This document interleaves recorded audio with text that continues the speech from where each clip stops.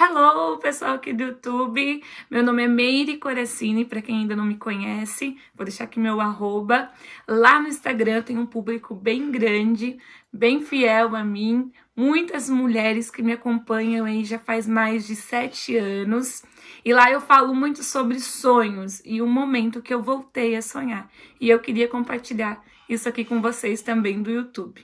Então, vem comigo que eu tenho muita coisa boa para falar para vocês.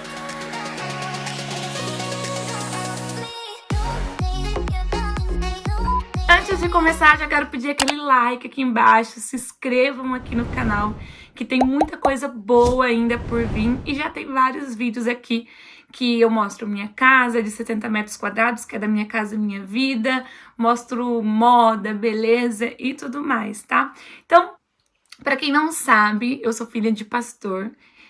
Desde quando eu nasci já dentro de uma igreja.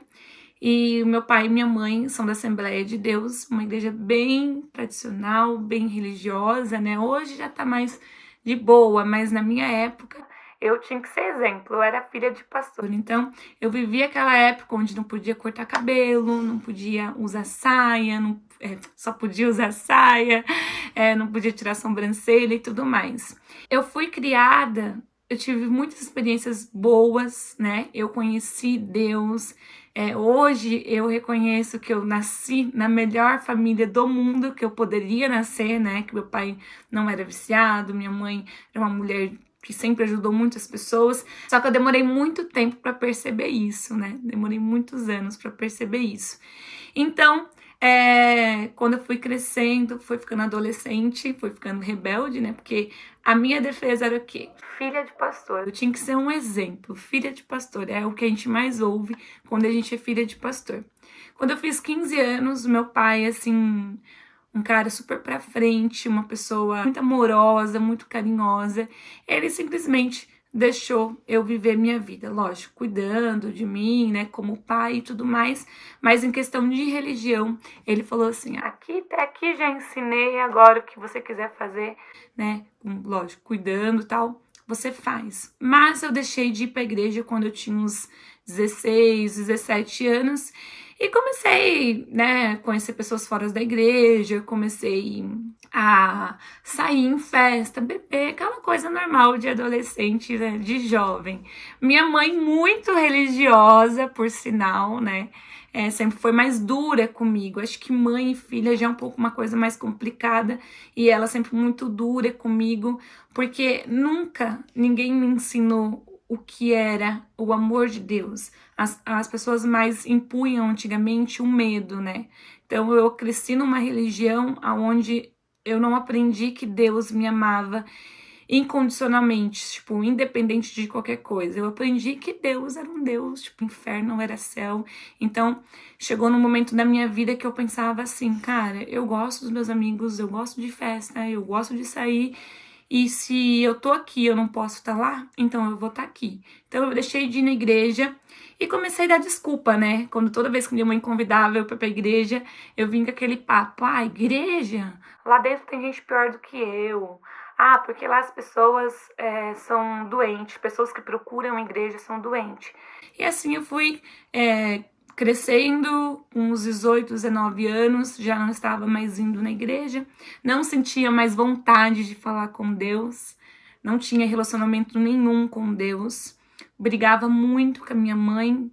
Hoje eu fico pensando, por que eu brigava com a minha mãe? Minha mãe é a melhor mãe, assim, do mundo pra mim, como acho que todas as mães boas, né? Mas a gente brigava muito, a gente não tinha uma relação muito afetuosa. Hoje, sim, eu aproveito o amor da minha mãe, mas chegou uma época que eu não conseguia nem ouvir a voz da minha mãe. A voz da minha mãe me incomodava, sabe? Me deixava mal. Aonde ela tava, se ela falava comigo, tudo era uma ofensa, tudo era um motivo de briga. E eu fui me afastando da minha mãe, né? E fui tendo melhores amigos. Trabalhei em vários lugares. Pra quem não sabe, minha família nunca faltou nada pra nós. Sempre eu tive tudo, graças a Deus. A gente nunca passou fome, nada disso. Mas também a gente nunca teve dinheiro sobrando, assim, sabe? Pra comprar muitas regalias, viajar, quando quisesse, nada disso. Mas a gente sempre viveu muito bem, graças a Deus. Quando eu tinha uns 20 anos, mais ou menos, que música de igreja pra mim era estridente, sabe? Eu não queria nem ouvir, eu não gostava de ouvir. Eu cheguei numa fase da minha vida que Deus pra mim era Deus. Quando eu ia pra igreja, vinha uma voz e sempre falava pra mim: que adianta você vir? Porque você não vai mudar, você gosta daquilo. Então eu achava que igreja não era o meu lugar. Ponto. Aí começou minha vida de rebeldia e tudo mais. Mas eu não fiz nada demais, assim, sabe? Só que como eu cresci dentro de uma religião, então tudo pra mim era demais, sabe? Só de eu não estar indo fixo na igreja, aquela coisa toda, não estar participando das coisas da igreja, pra mim já era muito ruim.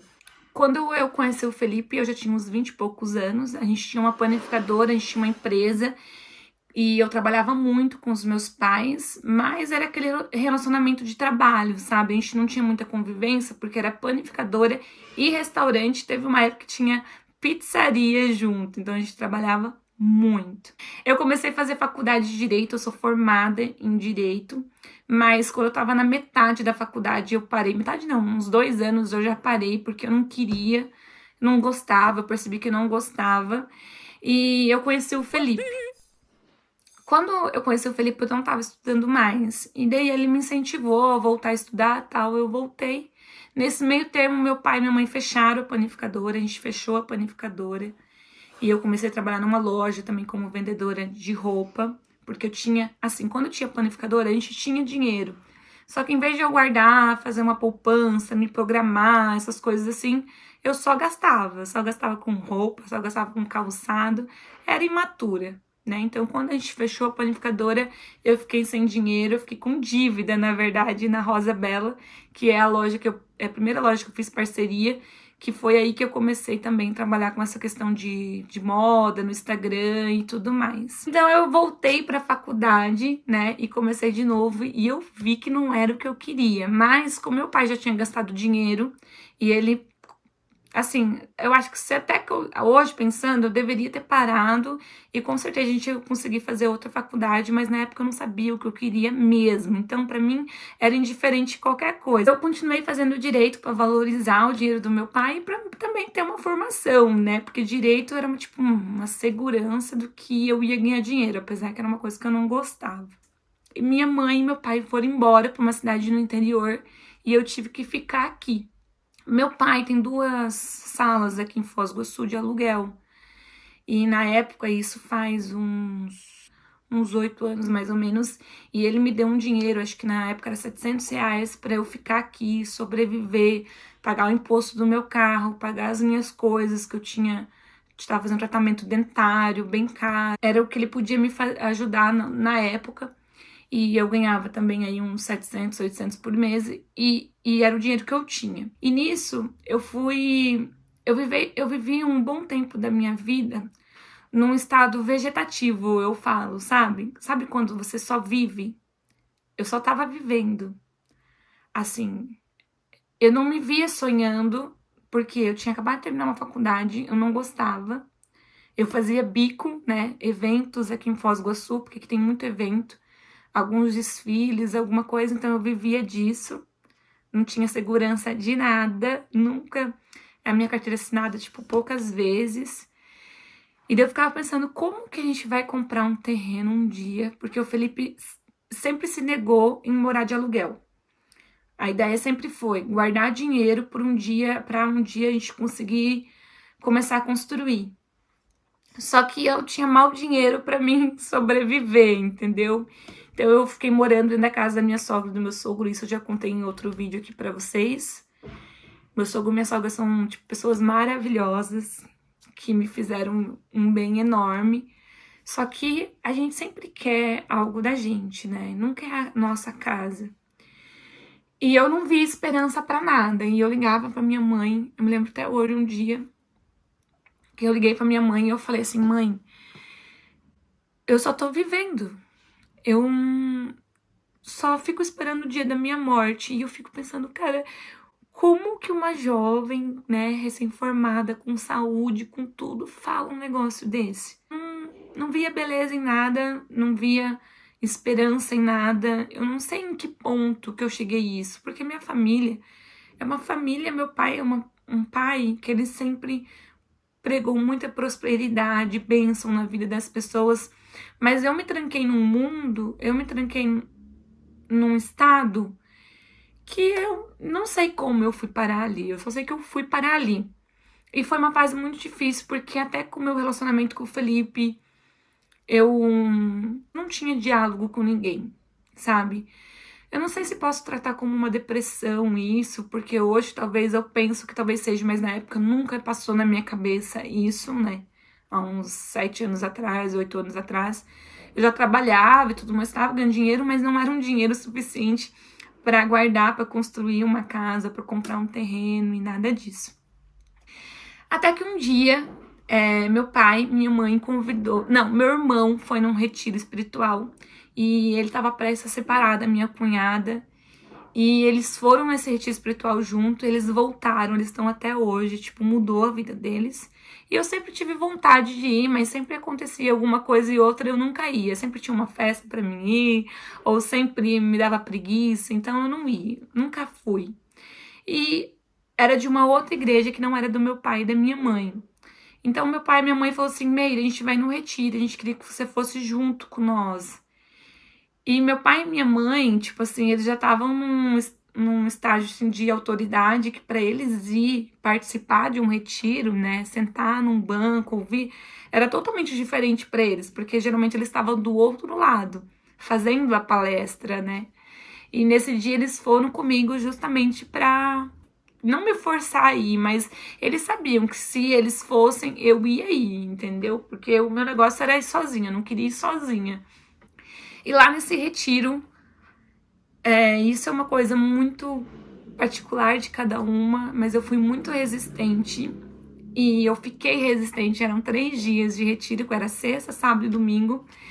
E até no sábado de meio-dia, mais ou menos assim, eu não tava ouvindo nada, não queria estar lá, não tava dando moral nenhuma pra ninguém, sabe? Sabe, uma adolescente já de 26 anos, bem rebelde, tipo, de 25 anos, bem rebelde, era eu.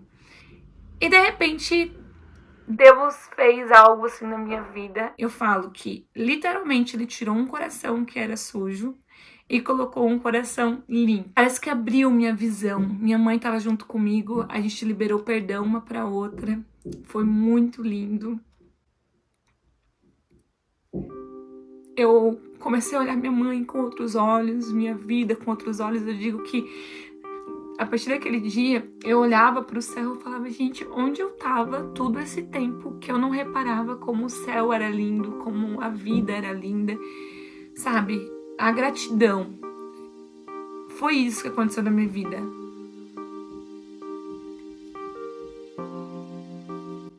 Eu saí de lá, assim, com meu coração cheio de gratidão. Na verdade, eu não queria sair de lá, eu queria ficar lá, eu queria morrer aquele dia. Porque foi uma experiência muito incrível que eu tive na minha vida. Se um dia você tiver a oportunidade, se alguém convidar você, que a pessoa fale como eu estou falando, que foi bom, vá, né? Eu sempre dou de presente para amigos meus, dei para vários amigos, para pessoas que eu conheço, que precisam, até seguidoras minhas. Eu já dei esse encontro, porque é algo extraordinário que acontece lá. É só Deus mesmo. O problema é que eu saí de lá, mas eu saí de lá religiosa. E não é bem isso que era pra ser. Mas a religião tava em mim. Então eu saí de lá muito religiosa e confundindo muito as coisas. Então foi outro momento muito difícil, porque eu me vi assim, naquela situação que eu tinha que deixar o Felipe, que eu tinha que deixar tudo que eu tinha vivido até ali para servir a Deus. Então foi uma parte de um grande engano também da minha vida. Mas o que importa disso tudo é que eu voltei a ouvir louvores, que eu voltei a ler a Bíblia. E é aí que é um ponto que eu quero chegar, que foi um ponto assim muito crucial na minha vida. Eu morava aqui em Foz durante a semana, mas quando eu não tinha serviço em Foz, eu ia de Foz para São Miguel, que era a cidade onde meus pais moravam. E dentro do ônibus, era um ônibus muito lotado, porque eu deixava meu carro aqui em Foz, porque tem um pedágio no meio e é muito caro o pedágio, né? Hoje é mais tranquilo porque é mais fácil, porque eu tenho mais condições. Mas na época, tipo, pagar R$ 30 só de pedágio, mas uns 30 e pouco só de gasolina, tipo, era caro. Sendo que eu gastava 20 pra ir e voltar de ônibus. Mas o ônibus aqui, gente, é muito lotado, porque é tipo, não é esses ônibus de luxo, é um ônibus, tipo, dentro de cidade, porque é 1 horinha de uma cidade pra outra. E a gente ia, às vezes, em pé, sabe, dentro do ônibus, e eu ouvindo louvor e tudo mais, e um dia eu tava lendo a Bíblia. E eu tava lendo a Bíblia, e de repente o Espírito Santo falou comigo sobre sonhos. E é esse o ponto que eu quero chegar aqui, tudo isso pra isso. Porque assim, igual eu falei pra vocês, eu não tinha sonho, eu não vi esperança, tipo assim, não tem... vocês que estão me assistindo agora, vocês sabem que a gente chega numa coisa de como que vai acontecer, da onde que vai sair, não tem como, se eu ganho tanto, né, se a gente vive tantos anos tentando, tal, mas eu nem conseguia pensar em ter, é como eu com 26 anos, eu não consegui nem imaginar ter filhos, nada disso pra mim era impossível. Pra mim é tipo assim, eu fiz tudo errado na minha vida, não dei valor quando tinha que dar, cara, tudo que meu pai e minha mãe me deu, entendeu? Agora passou o tempo, pensa só. Então eu peguei dentro desse ônibus e lendo a Bíblia, e o Espírito Santo falou bem assim pra mim: sonha. Na hora eu comecei a chorar. Quando a gente fala ouvir o Espírito Santo, é muito estranho isso, porque a gente que tá com uma intimidade com Deus, a gente sabe quando é Deus falando com a gente. E nesse momento, daí ele falou assim, o que você quer? Aí eu falei, tipo, pensei comigo, eu quero uma casa. Falei, sabe quando você fala, mas sabendo que, tipo assim, você vai falar só por falar, porque, tipo, né? Na época eu pensava assim. E eu falei, quero uma casa. E eu falei, eu não quero uma casa muito grande. E eu quero morar com o Felipe. E eu fui falando tudo que eu queria pra minha casa. Eu quero uma casa toda clarinha. Depois que eu tava morando há 1 ano aqui dentro da minha casa, um dia, eu parei e lembrei disso. E eu lembrei que exatamente como eu pedi é minha casa hoje. E aquilo pra mim foi uma coisa assim muito, muito, muito marcante, porque eu realmente não conseguia sonhar. Cheguei em casa correndo e falei, mãe do céu, eu sonhei, eu voltei a sonhar. Pra minha mãe, eu lembro até hoje a cara dela, ela pegou, tipo, olhou com uma cara assim pra mim, tipo, tá louca, né? Porque, tipo, pra ela, eu nunca tinha falado que eu já tinha se queixado, que eu só tava vivendo por viver, e antes, né, de ir no retiro. Mas esse negócio do sonho era algo que até eu tava adormecido, sabe? Quando você vive num estágio assim que você nem se toca, que você não sonha, que você não pensa, que você não imagina ter as coisas. Eu tava assim, sabe? Com os pés no chão. Eu estava com os pés no chão, vivendo a minha realidade. E daí eu falei, mãe, eu voltei a sonhar, eu não conseguia sonhar. E ela, ai, que bom, e tal, aquela coisa de mãe, né, participativa e tudo mais. E pra mim foi muito, muito, muito marcante. Aí um dia eu tava na casa do Felipe e eu tava muito triste, não sei por que motivo, não sei por que situação. Eu entrei dentro do banheiro do Felipe e eu falei, Deus, falei em voz alta, que é aí que tá uma outra dica pra vocês. Mesmo que você não queira sonhar, que você não vê esperança, que você não vê motivo nenhum, ou que você não vê saída nenhuma para a situação que você está vivendo. Force, só que declare isso, fale para Deus. Eu sei que muita gente que vai estar me assistindo vai achar que isso é besteira, que não tem nada a ver, né? E tudo mais, que eu sei que tem muitos amigos meus que falam que não, é porque eu trabalhei. Sim, eu trabalhei. Mas eu tenho certeza que o ponto principal disso tudo é minha relação com Deus. Independente de eu estar fazendo tudo certo, ou vivendo super certo, ou indo na igreja, porque eu não vivi assim. Nesse estágio que eu estava, quando eu falei isso com Deus, eu estava num estágio de novo, que não ia na igreja, que não estava lendo muito a Bíblia, porque a gente é ser humano, e a gente é assim, né? Então, nesse dia, eu chorei de joelho, né, dentro do banheiro da casa da minha sogra. Eu falei, Deus, eu quero minha casa. Eu quero ganhar dinheiro com esse meu trabalho que eu tô fazendo. Porque até aí, eu trabalhava no Instagram como uma coisa assim, ai, é momentâneo. Tá dando, vou fazer, sabe? Ah, me chamou, que bom. Eu tava assim, eu não me dedicava para aquilo. Aquilo não era a minha profissão. Aquilo era o meu momento que eu tava vivendo. Então, esse dia também foi um dia muito marcante, porque eu falei para Deus, eu quero ganhar do meu trabalho, disso que eu faço, eu quero viajar disso que eu faço, eu quero guardar dinheiro, eu quero ter minha família, eu quero criar meus filhos com o dinheiro desse meu trabalho. Eu até comparei uma pessoa, falei assim, eu quero trabalhar como a Rica de Mael, falei, porque eu sempre me espelhei muito nela, no Carlinhos Maia, né, que são pessoas que começaram de baixo, mas que conseguiram, entendeu? E eu falei isso pra Deus, e a partir daquele momento que eu declarei que eu queria isso, que eu queria viver disso, e que eu queria minha casa, as coisas começaram a acontecer de uma maneira incrível, incrível. Eu não sou famosa, eu não tenho todo o dinheiro do mundo.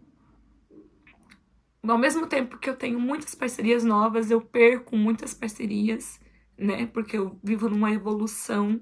Ao mesmo tempo que eu perco muitos seguidores, eu ganho muitos seguidores. Mas a gratidão que eu tenho no meu coração por tudo que eu tenho hoje, por que Deus fez na minha vida, é igual eu falei. Em primeiro lugar, é porque eu tive um encontro com Deus. A partir do momento que eu tive um encontro com Deus, eu comecei a honrar os meus pais. Depois disso, eu comecei a sonhar, sabe? Ter gratidão. Eu coloquei como um foco principal na minha vida a gratidão, independente de qualquer coisa. Até quando a gente começou a construir nossa casa depois, que dava muitos probleminhas, eu não focava nos problemas, eu não foco nos meus problemas. Eu não foco naquilo que eu não posso ter ou aquilo que deu errado. Eu foco no que vai vir, no que Deus vai me dar. Então, eu sou muito grata a tudo. E eu tenho certeza que tudo começou a mudar na minha vida, não porque eu tive um momento muito íntimo com Deus, nada disso. Porque, igual eu falei, é tudo muito... Hoje a gente tá, assim, num ápice de intimidade, daqui a pouco a gente tá com um problema na vida. Mas Deus não muda. Ele não deixa de ser Deus. Eu sempre falo isso. Minha cunhada quase morreu esse ano. E Deus é Deus. Independente de se Ele ter me dado essa casa ou não. Independente dele ter esperado para me dar agora ou não. Independente se meu irmão, que é mais velho que eu, tenha uma casa que não tenha uma casa. Deus continua sendo Deus. Então, a partir do momento que eu falei aquilo dentro do banheiro, as coisas começaram a acontecer de uma maneira incrivelmente incrível. Apareceram muitos parceiros pra mim. Igual eu falei, não sou a mais famosa do mundo, mas sabe quando as coisas vêm no limite? Eu e Felipe, quando Deus preparou esse terreno pra nós, que também é algo assim extraordinário, que Deus preparou esse terreno pra nós. As condições de pagamento também foi incrível. Como o Felipe, igual eu falei, ele sempre foi contra morar de aluguel, né? Então, a gente fez uma conta juntos, a gente fez tipo um cálculo bem baixo de que a gente ia gastar mais ou menos uns 1.500 por mês se a gente morasse sozinho. Então, a gente fez essa conta e a gente era obrigado a guardar esse dinheiro, né? Fora o que a gente guardava também nas contas particulares. E quando a gente começou era isso, que a gente tinha acho que uns 20 mil reais mais ou menos, né? E o valor do financiamento. Foi assim que a gente começou. Gente, a gente hoje aqui, às vezes eu olho, cada detalhe aqui da nossa casa é uma coisa assim, eu olho como um milagre, sabe? O Felipe, ele é muito racional, muito assim, muito centrado nas coisas, né? Tipo, é porque a gente... E até ele fala, cara, é Deus, sabe? Não tem outra explicação. É Deus que deu pra nós. E toda vez que eu achava que a gente não ia conseguir fazer algo, ainda falta muita coisa aqui em casa, igual eu falei pra vocês, ainda... Porque, assim, às vezes eu falo assim, ai, do jeito que eu falo, assim, parece que eu tenho tudo que eu quero, eu fiz tudo que eu quero. Não, mas o foco da minha vida é a gratidão. E tudo que eu quero para minha vida, eu falo em voz alta. E tudo que eu não quero também na minha vida, eu repreendo em voz alta. Aqui para minha casa, no meu serviço, às vezes eu pego orando pelo meu celular, falando o que eu quero pro meu trabalho, porque isso aqui é minha ferramenta de trabalho. Então hoje eu falo que minha casa é um presente de Deus em vários vídeos, e eu falo nesse momento de novo porque é um presente de Deus. E uma maneira de eu agradecer a Deus, uma maneira de demonstrar gratidão por tudo que eu estou vivendo, por tudo que a gente conquistou, eu e Felipe, porque praticamente todo o dinheiro aqui dessa casa a gente conseguiu com o trabalho meu da internet, né? A maior parte da nossa casa a gente conseguiu com o dinheiro da internet. Hoje o que a gente deve é o valor do financiamento, né? Que é uma parcela aí por mês que a gente tem, que a gente pensa ainda em pagar antes, né? Mas é uma parcela muito pequena, é uma parcela de R$ 600. O resto, porque eu sempre falo para vocês que o dinheiro do nosso financiamento foi tipo 30% do que a gente gastou. E olha lá ainda. Porque as coisas a gente foi colocando tudo do bom e do melhor. Quando a gente achava que a gente não ia conseguir, a gente conseguia e colocava. Então, tá tudo pago, sabe? Eu só ainda não fiz outras coisas porque eu não quero entrar em conta, não quero entrar em dívida. Então a minha mensagem aqui para vocês é que se você não sonha, se você não vê esperança, mesmo você não querendo fazer isso, mesmo você não vendo como fazer isso, eu hoje falo de todo o coração para você, se tranque no seu quarto, ou se tranque na peça da onde você mora, na casa onde você mora. E fala para Deus o que você quer para sua vida, o que você deseja para sua vida, mesmo sem ter nenhuma saída. Fala para Ele o que você mesmo, e se você não sabe o que você quer, se você não consegue sonhar, peça para Ele tomar a decisão certa na sua vida, que eu tenho certeza. Eu sou experiência viva do sobrenatural na minha vida. Eu vivi o sobrenatural de todas as maneiras. Eu vivi a intimidade. A partir do momento que você fala em voz alta, que você declare para Deus o que você quer voltar a sonhar, o que você quer na sua vida, como você quer. Use essa ousadia e fale de como que você quer essas coisas. Não menospreze o que Deus pode fazer na sua vida. Não diminua o que Ele possa fazer na sua vida. Eu não sou pastora, eu não sou nada. Tudo que eu tô falando para vocês aqui é minha experiência, sabe? E que eu tenho certeza que foi Ele que me deu. Eu tenho certeza que cada parceiro que Ele me dá, que eu tenho, Ele que me dá. Eu tenho certeza que tudo que eu estou vivendo é um propósito dele na minha vida. E só porque eu vivi isso não significa que você não possa viver isso. Nunca é tarde para viver, nunca é tarde para sonhar, nunca é tarde para você ter o melhor. Tem muita mensagem aqui de pessoas, eu tô terminando minha casa e meu sonho é ter os móveis. Você vai ter os móveis, sabe? Tipo, é isso que tem que começar a declarar na sua vida. Você vai ter, tá? E é isso também que tudo que eu tenho de bom, tudo que Deus me deu, eu desejo mesmo para vocês. Desejo mesmo para vocês. Eu quero vir aqui no canal ainda fazer um vídeo de como a gente conseguiu fazer nossa casa com a maior parte com dinheiro vindo da internet, né? Que é essa ferramenta maravilhosa que a gente tem aqui na nossa mão, que é o Instagram, as redes sociais, agora o YouTube, que eu demorei muito para chegar aqui, que é outra coisa assim que Deus me deu esse ano, que é um presentão, vocês na minha vida, que eu tô muito feliz. E eu vivo pela graça, eu vivo pelo sonho, e toda vez que eu me sinto para baixo, eu me sinto diminuída, eu me sinto derrotada por alguma coisa, porque minha vida não é mil maravilhas, eu levanto a cabeça e falo: Deus é muito mais e Ele continua sendo Deus, independente de qualquer coisa.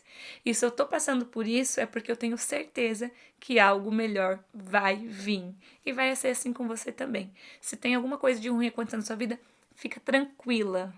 Coloca paz no seu coração, porque Deus te ama, independente de qualquer coisa. Esse momento que você tá vivendo, com certeza, é uma fase para vir algo melhor, tá? Além da gratidão, Uma das coisas que eu mais vivo é não julgar as pessoas, e isso faz toda diferença numa evolução de vida financeira, de uma vida pessoal e tudo mais, tá? Tô muito feliz de compartilhar esse momento com vocês, espero que não fique tão chato, que vocês gostem, e que não peço para que que essa palavra mude a vida de uma multidão. Não é esse o intuito desse vídeo. O intuito desse vídeo é que Deus possa, através da minha vida, ajudar uma de vocês ou um de vocês que me acompanha aqui, que às vezes está num momento muito difícil. Então eu sou prova viva de que Deus é bom e de que Ele realiza sonhos e que Ele vai realizar sonhos na sua vida também. Tá bom? Um beijo e até a próxima. Eu amo em Cristo todos vocês.